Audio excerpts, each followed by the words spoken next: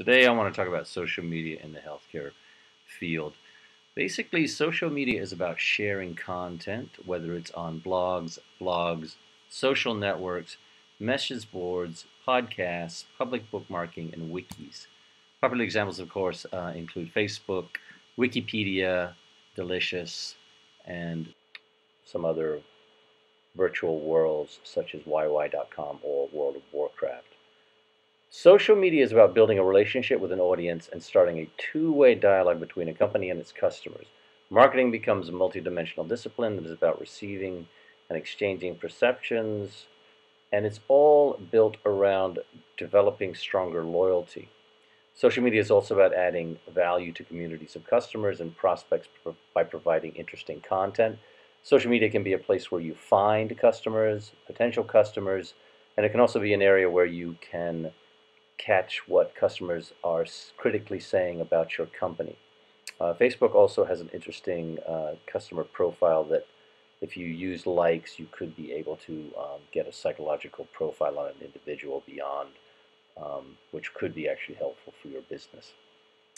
Social media is about adding interactivity to a website, brand and anti-brand management, brand loyalty enhancement, building fan bases, connecting with social influencers, as well as these other ones. In the book, Marketing Communications, Integrating Offline and Online with Social Media, P.R. Smith and Zizou came up with a very powerful argument for social media marketing and why one should be doing it.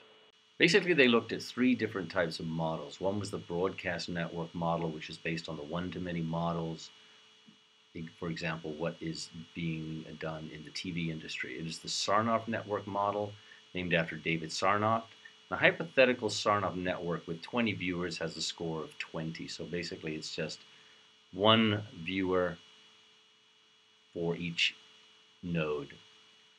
The telephone and email network is based on the Metcalfe model, which is named after Bob Metcalfe, one of the inventors of the internet, and it is a many to each other model. This model allows everyone in the group to connect with everyone else, and because each member of the group can connect with anyone else, there is a 20 squared amount of people that can be connected to, and that would be 400.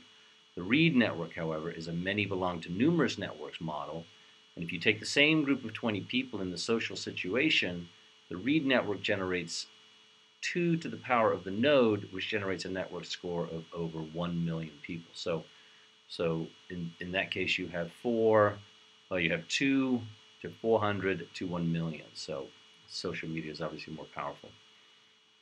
There's a very famous article entitled Users of the World Unite, which claims that there are 4 steps of social media: listening, join, participating, and creating.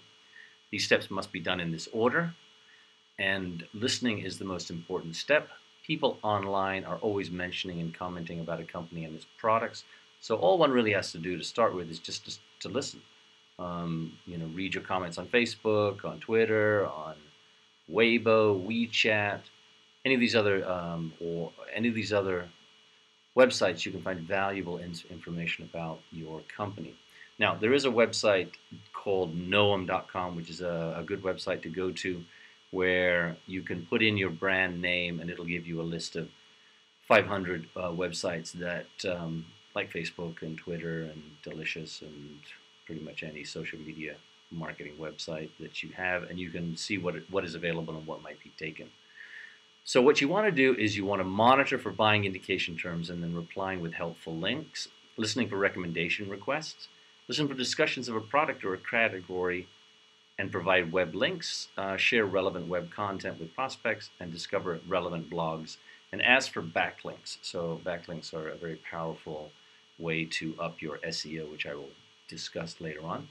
So once the discussion has been joined, then it's time to participate in the community. Participating includes replying and posting to online forums and blogs, reviewing products and services, and bookmarking sites that are like-minded. I'll explain a bit later how bookmarking sites work.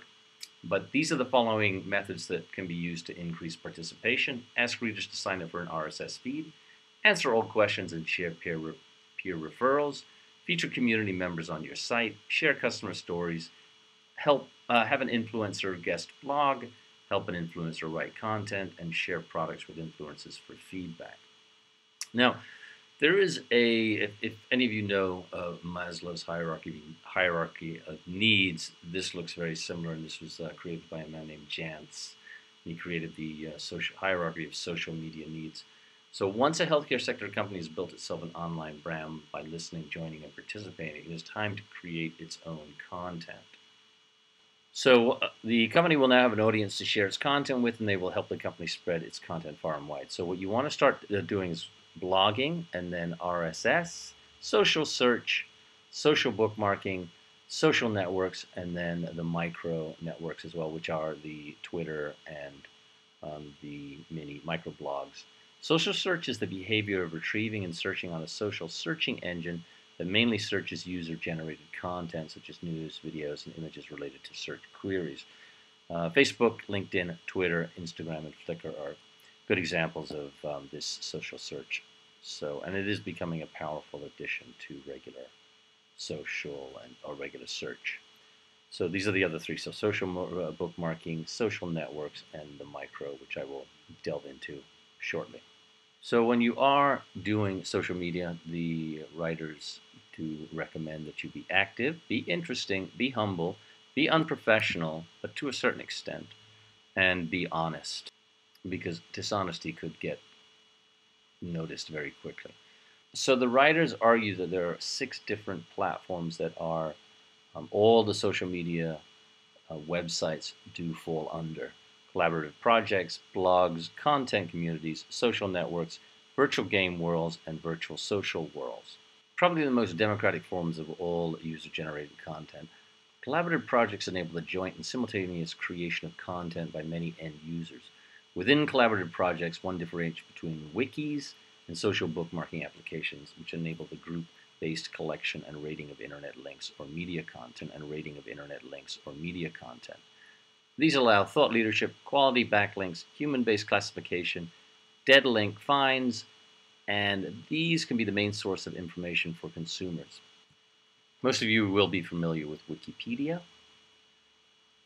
An interesting way to get your website up in the Google rankings, and this would be to go in and look at a website like Wikigrabber, which will tell you where citations might be needed for particular subject matter. So you could basically fill in a citation and have it link back to your website so that when people go to Wikipedia, they will think that you are an expert because a link goes from Wikipedia to your website.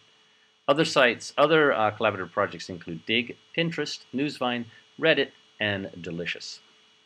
Companies like Adobe and Nokia actually use collaborative projects to increase productivity. Nokia uses internal wikis to update employees on project statuses and to trade ideas, which are used by about 20% of its 68,000 staff members. Adobe Systems also maintains a list of bookmarks to company-related websites and conversations on Delicious. Blogs are also powerful social media platforms, and they represent the earliest form of social media.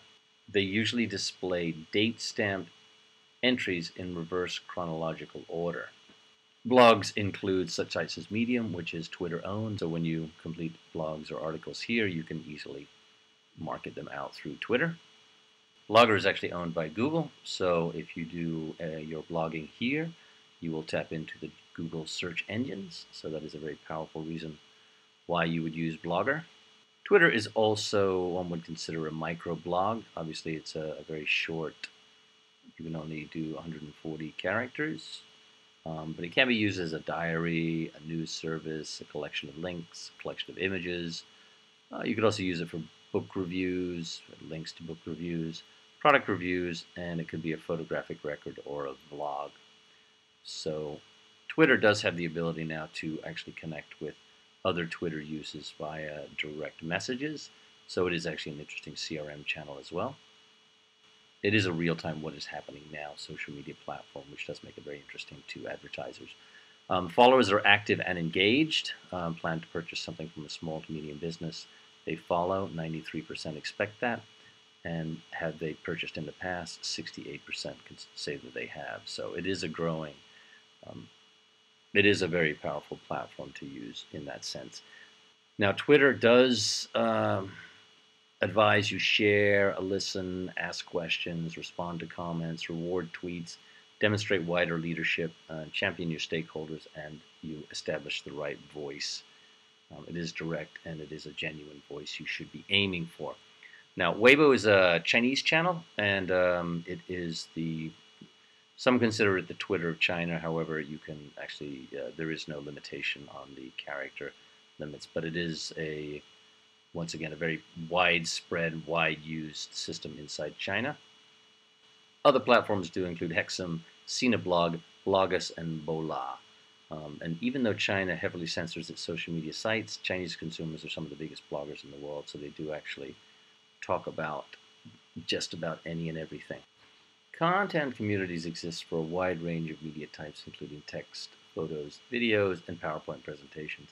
In general, users are not required to create a personal profile page, or if one is required, only basic information is needed. The main objective of these is the sharing of media content between users. In this case, content may be king, but conversion is certainly queen. Now, Instagram is one of the top content communities. The top brands on Instagram are seeing a per-follower interaction rate of 2.3%, which far surpasses the engagement rate these brands are seeing on both Facebook and Twitter. Instagram is a great place for influencer marketing as well, and this leverages the power of social media influencers, who are becoming quite influential right now. And these expose a brand or a product to the influencer's large follower base, and is one of the most effective ways companies can reach wide audiences. Influencer marketing is projected to grow considerably over the next 5 years, with it reaching $10 billion by 2020. Brands like American Express, Target, H&M, Adidas, Samsung, Toyota, Fairmont Hotel, and Microsoft are all jumping on the influencer bandwagon. Companies like ShortStack are also helping people gain followers. They're putting out lists of the most popular hashtags, which are very influential or very helpful in drawing traffic when you put out pictures on Instagram. Just to get into a little bit of censorship within China, Instagram was quite popular until pictures of umbrellas started popping up on it a few years ago from the Hong Kong umbrella movement. At that point, it was censored inside China. But as what usually happens inside China, when something goes away, something also is created. And an app named Papa.me was created, and it now is one of the Instagram clones in China that is finding quite a bit of success. These are the other ones also that are finding success. Snapdish, Camera 360, Fuzel Collage, Deco Album. Million Moments is actually something that was created by Sony, so that's a Japanese one. And these are all similar. Take pictures, do funny things with them, and then upload them and have people comment and like them and follow. So Issue is an interesting one if you are writing content, if you wanted to create magazines or papers or books. You can actually upload it to Issue and it will get into their user base. Academia.edu is a very interesting one. Websites with .edu and .gov are seen as more important than regular .com. So anything that comes in from a .edu that can help with the SEO and the search engines is actually going to help with your SEO ranking. So in this case, I just put in infectious diseases. As you can see, there's over 15,000 people who actually have articles about infectious diseases. In this case, I do a lot of work in the gaming industry, so I wrote a paper called Predictive Analytics in the Gaming Industry, which actually did get picked up by a blog. And it was first uploaded on academia.edu. And as you can see, the all-time views have been 13,229, all-time downloads about 15,000, which is far above my second paper. And this is because it was actually picked up by a blog. But what this did was when you go into the Google rankings and you put in casino predictive analytics, as you can see, I'm down there actually number one if you don't include the companies that are paying to be there. So this is very powerful SEO. and it was a paper that I wrote about 4 years ago, and it's been #1 probably for the last couple of years. Another platform that's very powerful for SEO is something called SlideShare, which was bought by LinkedIn a couple of years ago. And it allows you to add videos and presentations to a website. So it is also one of the strong drivers of SEO. One of the most important things to remember about SEO is to update content often. And doing it through platforms like SlideShare, Prezi, which I'll mention in a second, and also Academia, is going to keep you very active, and it's going to drive those nice links to your website, which is going to be powerful for your rankings. In this case, I did okay, so my Academia is up there #1, and if you look down here at #5, my recency, frequency, and predictive analytics in the gaming industry, SlideShare.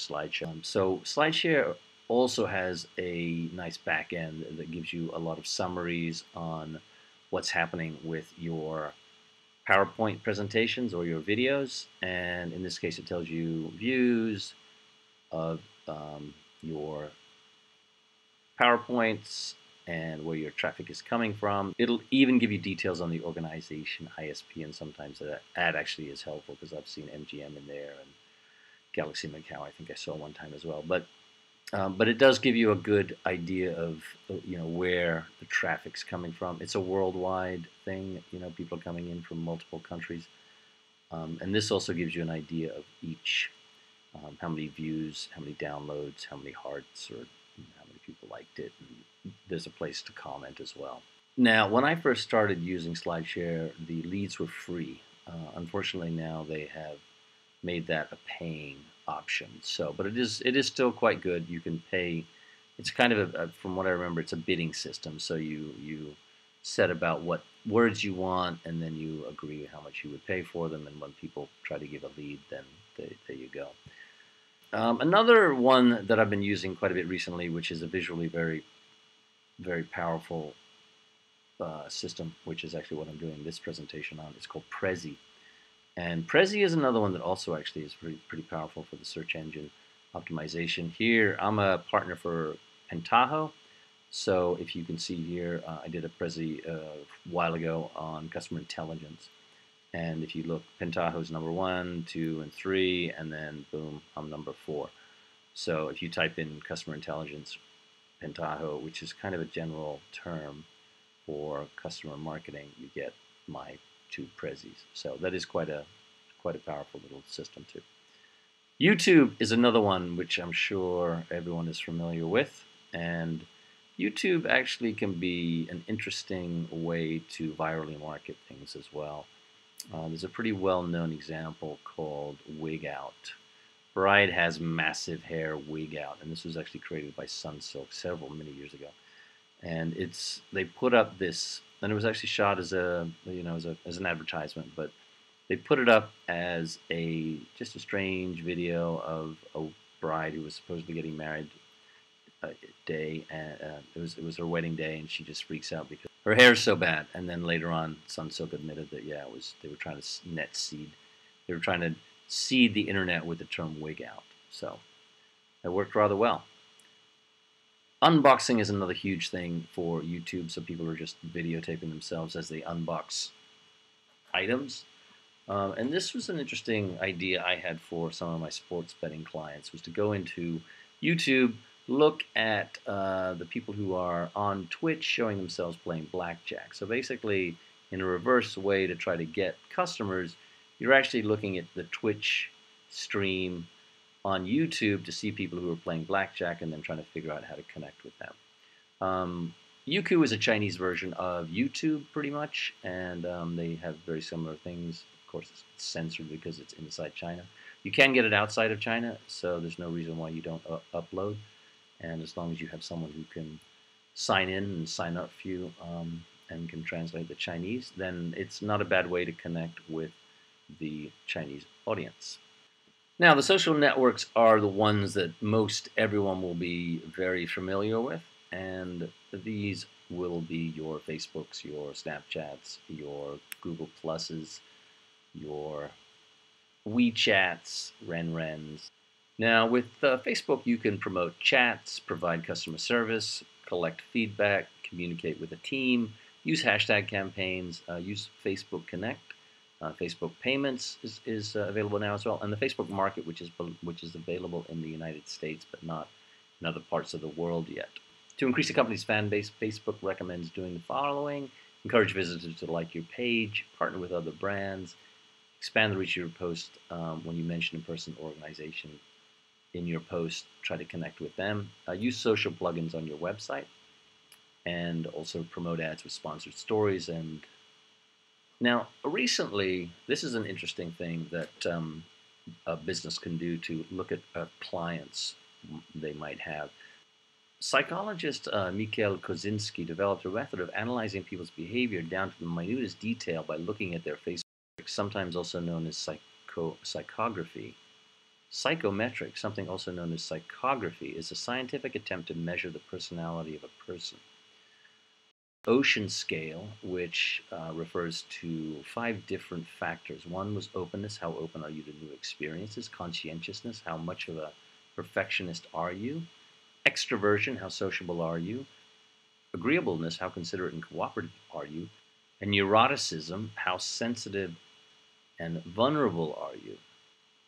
With these 5 dimensions, you can determine fairly precisely what kind of a person you are dealing with, her needs and fears, as well as how she will generally behave. For a long time, the problem was data collection, because to produce such a character profile meant asking subjects to fill out a complicated survey, asking quite personal questions. Then came the internet and Facebook, and a man named Kosinski. In 2008, with a fellow Cambridge student, Kosinski created a small app called My Personality that he uploaded on Facebook. He offered people the ability to get a personality profile, which consisted of the traits defined in the Ocean method. The researchers in turn got the user's personal data, which soon amounted to the largest ever collection of human personal data. In 2012, Kosinski demonstrated that from a mere 68 Facebook likes, a lot about a user could be reliably predicted. Skin color, 95% certainty. Sexual orientation, 88. Democrat, Republican, 85. Level of intellect, religious affiliation, and also cigarette or drug abuse. For example, if a man had MAC Cosmetics liked on his Facebook page, he was probably gay, which isn't really that surprising. But if a man had Wu-Tang Clan, this was the single highest predictor that they were actually straight. As Kosinski continued refining his model, he discovered that with a mere 10 likes, he could appraise a person's character better than an average co-worker. With 70, he could know a subject better than a friend. With 150, better than parents. And 300, better than a partner. The app inside China that would be comparable to Facebook, Twitter, and a few other apps combined would be WeChat, which has, I think at this date, over 700 million users. And WeChat has become what the New York Times is calling a Swiss Army knife that does everything for you. It's WhatsApp, Skype, Facebook, Uber, Amazon, Instagram, Venmo, and Tinder, and more. Hospitals have built out appointment systems. There are investment services within the app, even heat maps that show how crowded your favorite shopping mall is. In some restaurants, there are no menus, there are no waiters, there is no cashier. There is only WeChat. WeChat has collected a staggering amount of information on its 700 million people. They know enormous amounts of info on its users. And a lot of this info will be available to companies that are interested in purchasing it. Another social media platform that is very important is Google+. The New York Times has called it a ghost town, but several other people would argue that that's not quite the case. Google+ is very important because it does help with page rankings. And also Google+ is not going to have advertisement, so it can be a very powerful platform to connect with people. Snapchat is also a very popular app, especially with the millennials and the younger set. With Snapchat, you can do hashtag campaigns, you could sell last-minute tickets. It's a great place for customer feedback. Foursquare is another social network. Unlike user-generated brand communities, where brands are often unwelcomed. Online brand communities like Foursquare do reveal that brand content contributions on their brand offerings and interaction with consumers' content contributions are greatly appreciated by the community. And Foursquare has the and Foursquare offers the ability to get badges, which some people do find quite worthy of collecting. And these consumer brand interactions, functional and otherwise, foster emotional bonding between the members and the brands, because the brand has become individual and approachable, and the boundaries between consumer and brand interaction have somewhat blurred. Periscope is actually a live streaming app that is owned by Twitter, and it's becoming quite a popular app. And users can subscribe to Periscope broadcast by people, businesses, and brands they follow on Twitter, and then receive notifications every time someone starts broadcasting. These followers can heart the stream to show their appreciation. So here's an example of, you can see the hearts there on the right-hand side, and the comments of people as the streaming is coming in. So basically, the user, the person streaming could be a business. I use it to stream my talks sometimes, and it could be basically a brand that is a retailer, or pretty much anything that is interesting can be streamed on there. So some of the social networks that are purely for healthcare companies would be Sermo, We Met Up, MomMD, Figure One, All Nurses, and obviously Mayo Clinic and Quantia MD. Some of these you have to be a doctor to sign up to, but some of them are a little bit more lax, and they would be good places for a company, a healthcare company, to market to.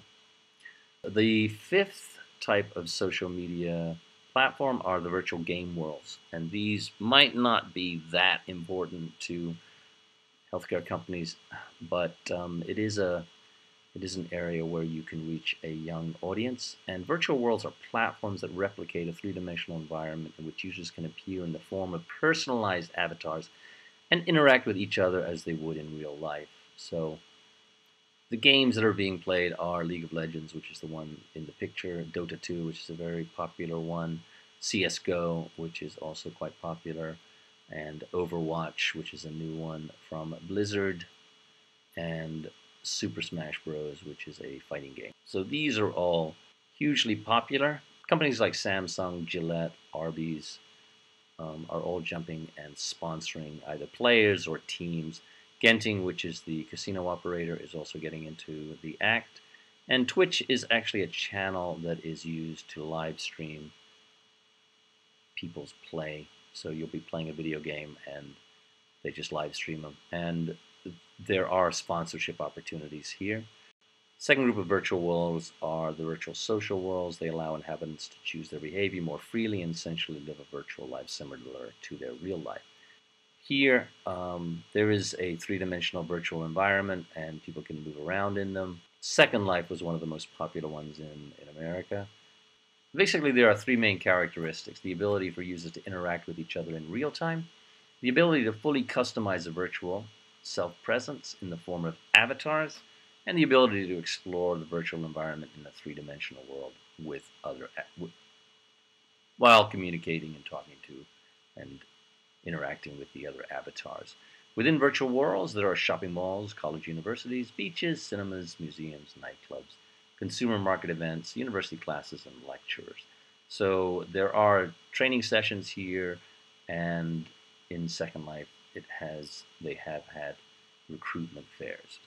YY is a virtual world in China, and it has 92 million monthly active users and more than 1 million channels. And basically, these are young women, young men singing karaoke songs for their fans. And as you can see here, millions tune in every night to watch karaoke performances, comedy skits, and talk shows.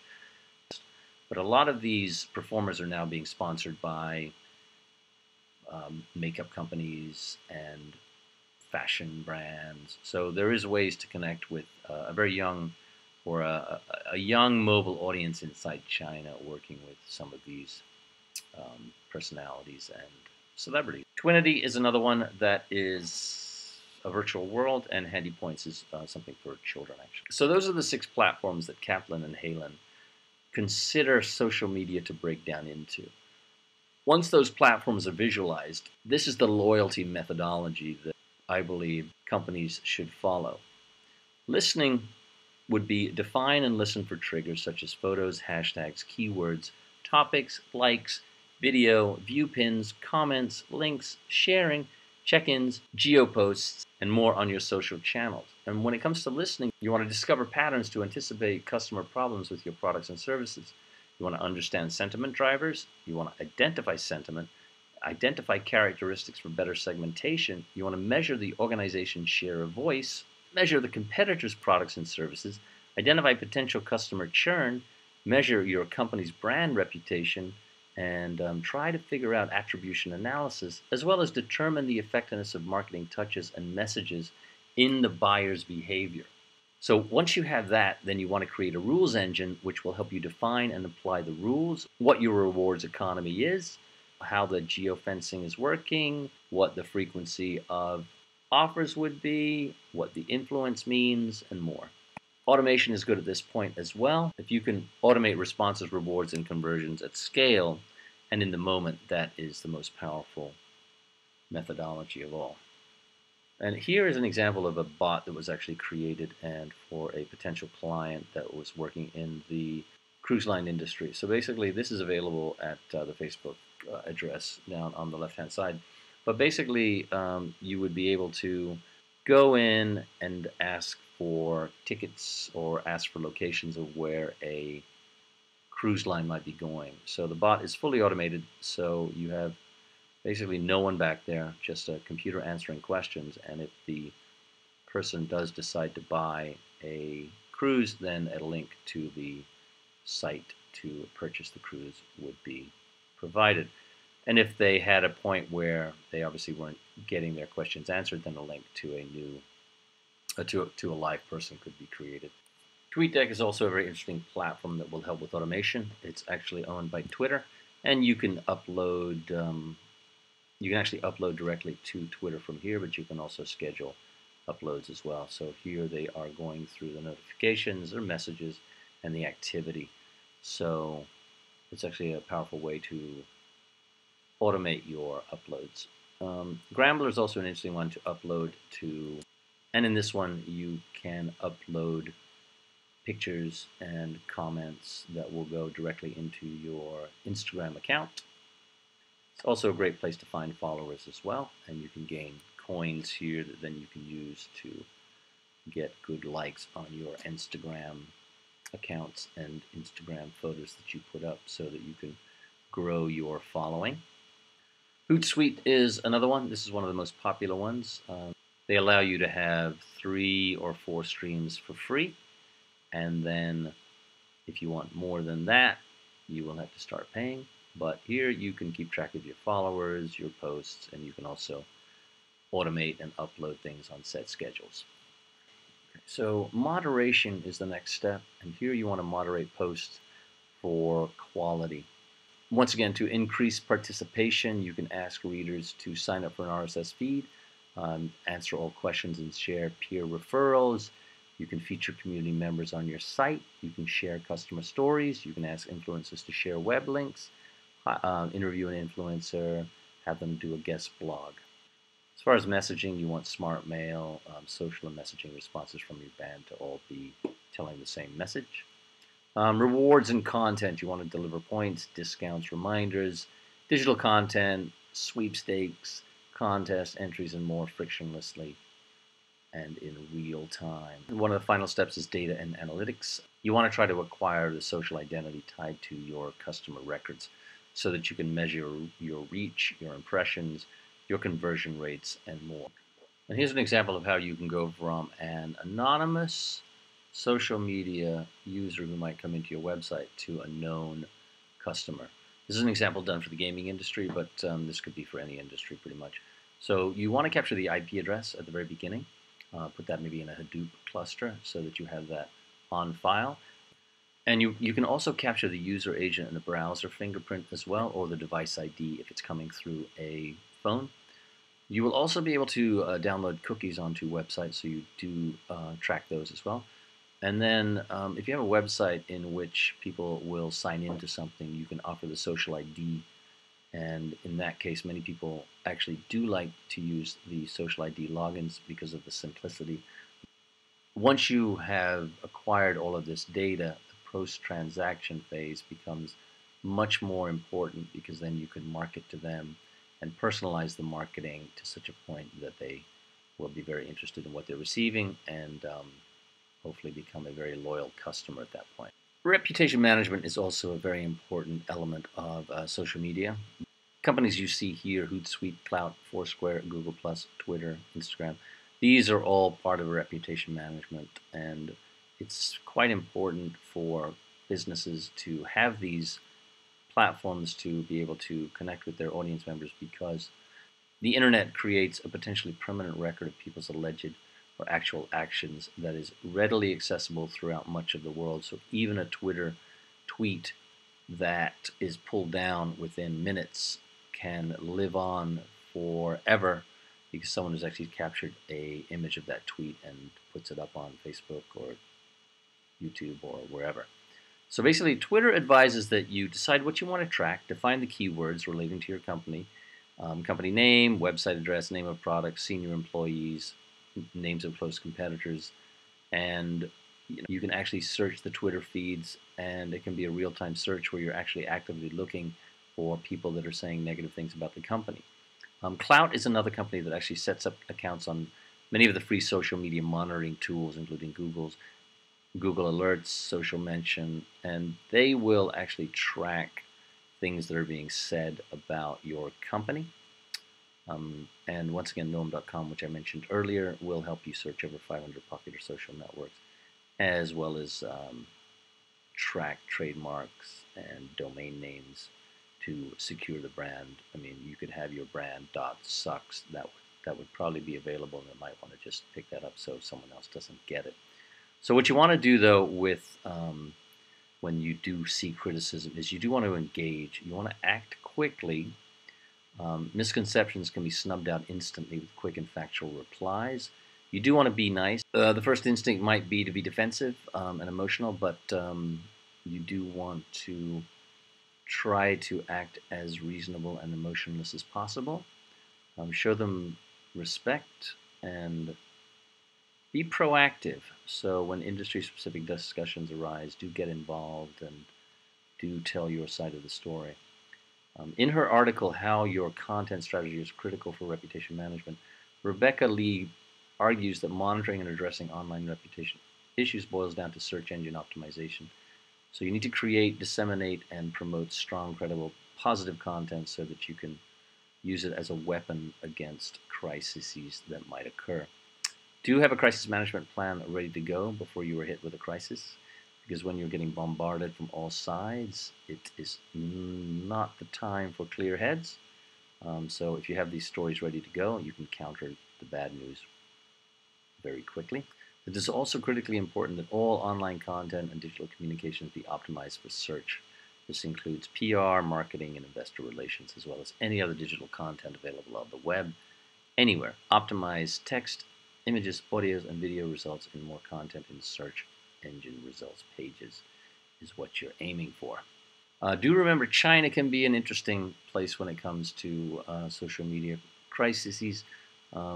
Chinese companies have been known to hire writers to disseminate fake stories, so do follow comments closely and counter them with facts and truth aggressively. So another form of social media is social shopping. And this is actually a great way to find customers.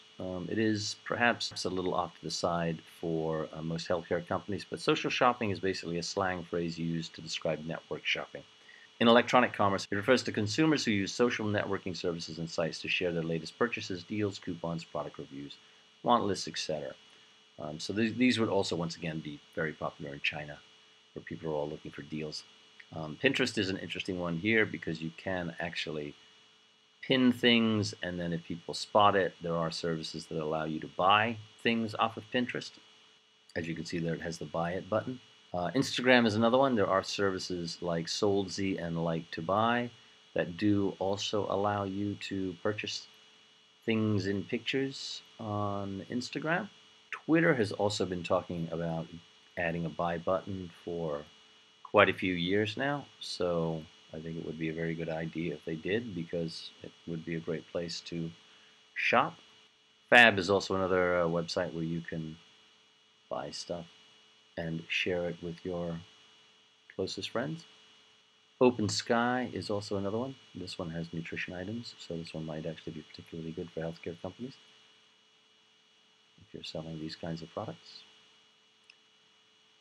And that will bring it to the end of our